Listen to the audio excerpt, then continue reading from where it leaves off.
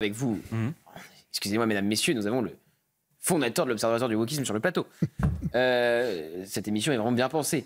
Je fais un lien, je me demande qui est derrière. Je fais un lien entre, donc, évidemment, ce qui concerne Gérard Depardieu, la société qui a changé, qui a évolué, qui cancel, qui annule, comme vous dites, et évidemment ce wokisme. Mais est-ce que la France en est vraiment le dernier bastion ? En tout cas, c'est aujourd'hui, aux États-Unis, on a effectivement temporairement un recul parce que la politique de Donald Trump est extrêmement agressive contre le wokisme. Donc on a notamment dans les entreprises, beaucoup d'entreprises qui sont en train de revoir les politiques de diversité où ils étaient allés très loin dans la promotion de l'idéologie trans, etc., etc.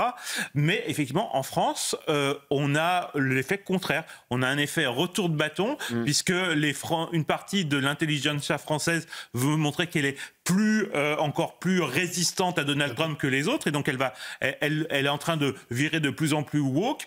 Nous, on a publié un index du wokisme des entreprises. On s'aperçoit que les entreprises françaises, certaines entreprises, sont extrêmement woke et elles n'ont pas reculé, même si ça commence à leur poser un problème parce que pour aller sur le marché américain, elles vont avoir des difficultés. Et le dernier exemple, c'est l'université d'Aix-en-Provence qui a même décidé de créer un safe space scientifique pour accueillir tous les chercheurs woke qui voudraient fuir les États-Unis. Donc ça veut dire qu'effectivement, oui, à la fois, on a un dernier rempart et ça risque d'être encore plus grave dans quelques mois, puisque si on accueille vraiment tous les chercheurs woke qui n'ont plus de crédit aux États-Unis, ça va être cool, ça va être wokeland. Ça va être sympa. Alors le seul truc, c'est que heureusement, on n'a pas les moyens de les payer. Je dis juste. Le CNRS attend les financements du programme promis par Emmanuel Macron pour récupérer. Mais vu qu'ils sont bien payés. À chaque fois que vous venez, on met dans votre titre fondateur de l'Observatoire du wokisme. Là, j'ai oublié de le dire à l'équipe. Donc, il y avait directeur du CERU.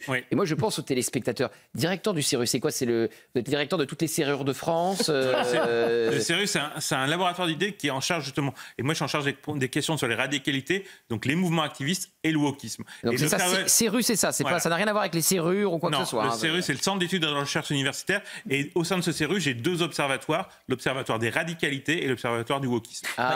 Je viens de comprendre. Non, c'est la pub. C'est la pub.